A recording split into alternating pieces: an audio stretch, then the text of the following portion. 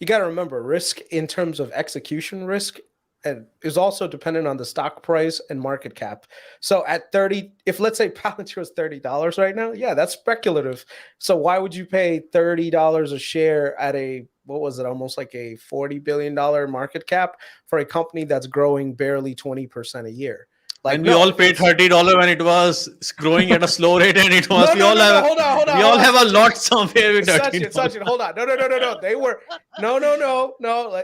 Apples to apples, they were growing at almost 80-90% at the time. That time their growth was high. I agree. So it wasn't like, oh my God, we're a bunch of idiots who just invested. No, we thought that this growth potential was gonna literally cascade into it and be able to go down. Yeah, that's fair. Who would have thought it was going to literally go year over year and then it goes down to 20% growth, right?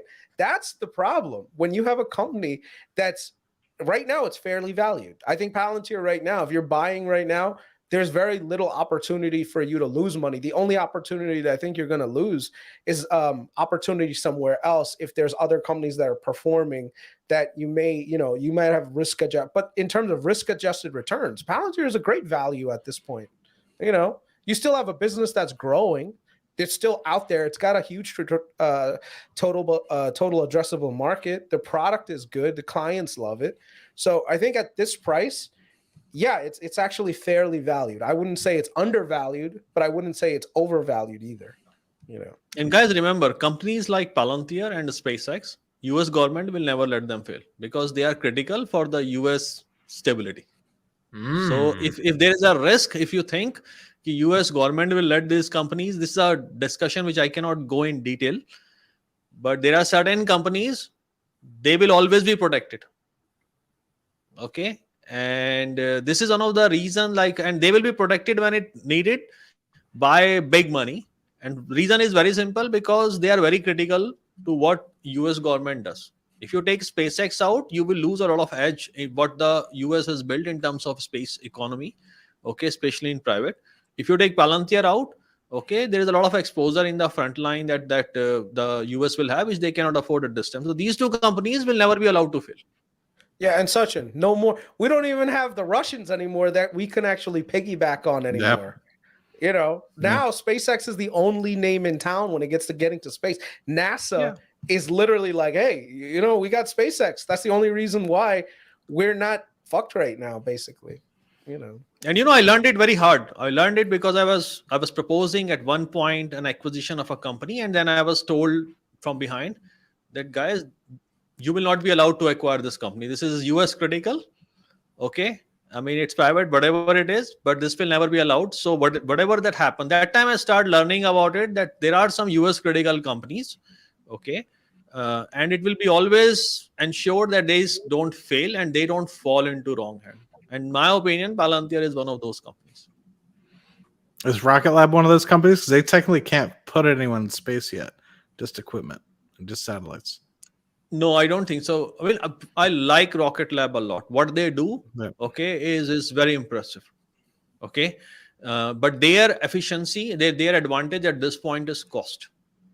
Okay, they are not as nimble as SpaceX is. SpaceX, okay?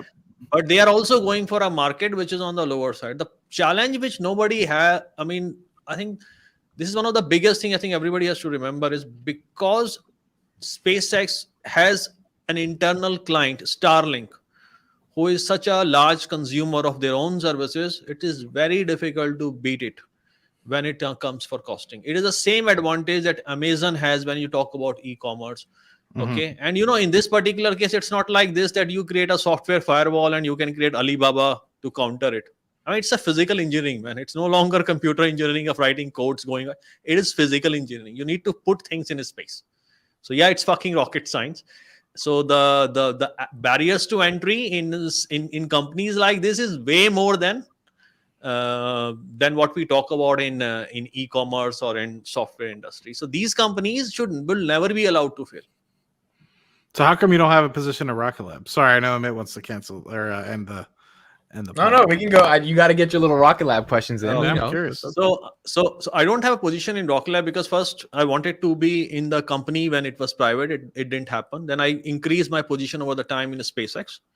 Okay, then there was another couple of companies I wanted to have the position in space, but then what happened is that the fund I work with is also have position in them. So it's a conflict of interest. So if you join some company, you already have a position, you declare and you say, okay, I already have a position. Okay, but when you are a director at some place, you have to have a registration license with authority and everything. You disclose everything. Okay, so the fund I work with, we have a specific theme of space where we invest in space, emerging space companies.